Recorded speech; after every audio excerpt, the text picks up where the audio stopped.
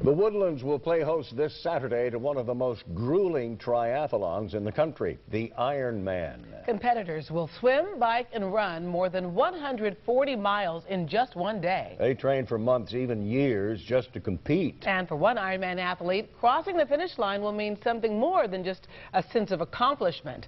Eyewitness News reporter Deborah Wrigley introduces us to a man pushing his body to the limit for a best friend who will never have the chance. Deborah?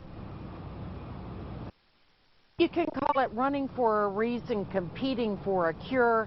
In this case, it's just doing it out of love. For a team jersey to be retired requires much accomplishment by the player who wore it. This is the story of another jersey. Number 179, first worn by Ironman competitor John Blaze. Diagnosed with Lou Gehrig's disease, he vowed to finish the grueling triathlon while his body permitted, even if he had to roll across the finish line.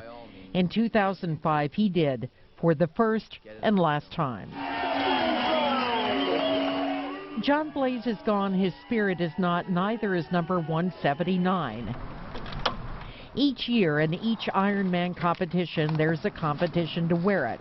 In Saturday's Ironman Texas, that will be Robert Weeks, who won the honor with his essay to the judges. I think it was the last line. The last line of the essay was, "I won't get to do it next year. Joseba won't be there with me next year." Joseba Landeta is Robert Weeks' best friend. The two grew up worlds apart. Landeta in Venezuela, Weeks in Texas. But when they met in Houston 11 years ago, they forged a bond over motorcycles, hunting, their wives and children equally close. Then came the diagnosis 2 years ago. No one expected it would be ALS, for which there is still no cure. That's where Robert Weeks comes in. When he runs Saturday wearing number 179, he'll be running for research and a cure, but most of all, for his best friend.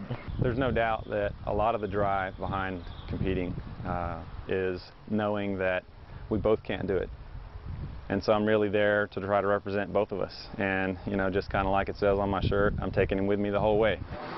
It's a grueling triathlon that can take up to 17 hours to complete, and the Landeta family, including Joseba, his wife, and 5-year-old daughter, plan to see Robert finish it.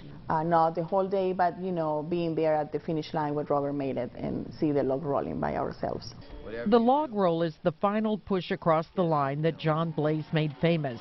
It continues in the cause of pushing for a cure for ALS. Joseba Landeta's best friend will repeat it in the race that really is being run by both of them. But it'll be bittersweet because we should have been there together doing that. He expects to roll across that finish line sometime late Saturday night. As we said, it can take up to 17 hours to complete. And if he is successful, Weeks hopes to go on to the competition in Hawaii, where he can roll across that finish line as well. In the Woodlands, Deborah Wrigley, 13 Eyewitness News. Now, Chief Meteorologist Tim Heller